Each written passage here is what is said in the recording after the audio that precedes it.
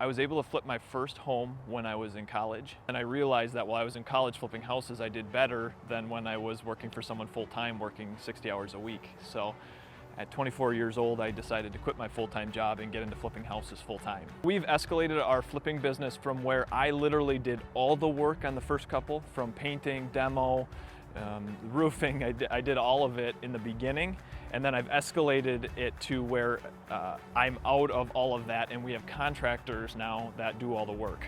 I've also now hired someone who manages all the contractors, and I just come in to approve the purchase price and approve the job. What we did is we took the flipping model and we applied it to Henry Ford's manufacturing model of an assembly line. And so we take the property from the time it's purchased, and then we fix it, and we have each contractor call the next contractor, call the next contractor, all the way through to where it's a finished product at the end. What we hope everybody gets out of this educational series is why you should flip houses, how we flip houses, and then the pros and cons of flipping. I'm so glad that you guys are all here. I hope you learn a lot, and I hope that we inspire you to get out there and flip some houses.